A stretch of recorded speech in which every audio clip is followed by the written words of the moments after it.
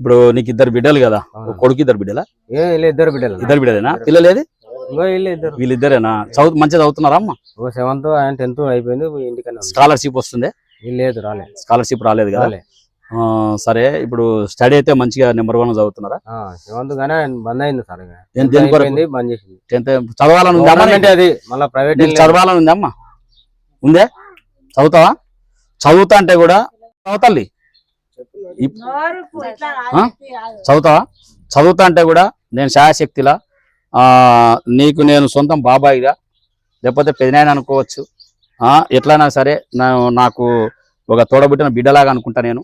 నువ్వు మంచిగా చదువుతా అంటే నీ చదువుకు కూడా నేను శాయశక్తిలో కృషి చేసి నీ చదవడానికి నేను కూడా కొంచెం ఆర్థికంగా సహాయం చేస్తా. ఈ అందరి ముందర చెప్తున్నా, ఈ వీడియో ఇంతవరకు పోదు, ఎంత దూరమైన వెళ్ళిపోతుంది, ఇది సామాన్యంగా కాదు ఇది. అందుకొరకు నువ్వు చదువుతా అని ఒకవేళ అనుకుంటే నాకు ఫోన్ చేయండి, మీ నాన్న ద్వారా ఫోన్ చెప్పి నేను చదువుకోవడానికైతే నీకు నా శాయశక్తిలో కృషి చేస్తామ్మా. చదివించడానికి నీ ఫీజులు కట్టడానికి కూడా నేను ఏర్పాటు చేస్తాను. ఓకేనా తల్లి? అమ్మ నువ్వమ్మా చదువుతున్నావు? హాస్టల్లో చదువుతున్నావు? ఏది గురుకులనా? 7th చదువుతున్నాను. సరే సరే సరే సరే. మీ తాత మీకు దగ్గర మంచిగా ఉండేది చేసేది, కానీ ఆర్థిక పరిస్థితి సరిగా లేక పాపం మీరు ఇట్లా అమ్మాయి చదువు ఆగిపోయింది, ఇట్లా అయిపోయింది. అన్ని అష్ట కష్టాలు పడుతున్నటువంటి ఊషన్నకు కూడా నేను ఎల్లప్పుడూ సాయం చేస్తా. ఈ ఊషన్నకు కూడా ఎల్లప్పుడు నేను సాయం అండగా ఉంటా. ఎప్పుడైనా ఆయనకి ఏమైనా అవసరం వస్తే కూడా నేను సాయం చేస్తా. ప్లస్ వాళ్ళు వాస్తవికంగా ఆకలికి ఆపతికి కులం లేదు, ఆకలికి ఆపతికి కులం లేదు. అందుకొరకే ప్రతి ఆకలి ఎవరికైతే ఉంటుందో, ఆపతి ఎవరికైతే ఉంటుందో అక్కడ ఈ సాయిబాబా ఉంటాడు. ఇది బెస్ట్ ఆఫ్ లక్. మీరందరూ సపోర్ట్ చేయండి. ఎస్జీ నిజం ఛానల్ ద్వారా ఇక్కడ నేను ఇటువంటి నిరుపేదలకు, దీనస్థితిలో ఉన్నటువంటి వాళ్ళకు సాయం చేయడానికి నేను సిద్ధంగా ఉంటాను. నాకు సపోర్ట్ చేయండి ప్లీజ్ బ్రదర్, ప్లీజ్.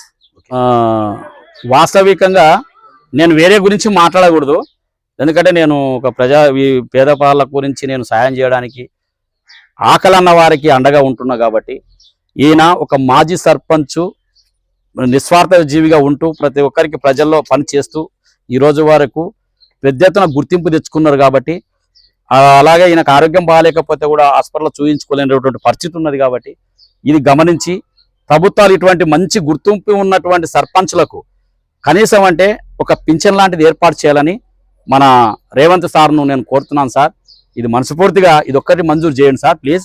నా వీడియో చూసైనా సరే మీరు నాకు సహకరించాలని కోరుతున్నాను సార్. ఇవన్నీ ఎంతోమంది సర్పంచులు మీకు మీ పాదాలకు నమస్కారం చేస్తారు సార్. Okay sir.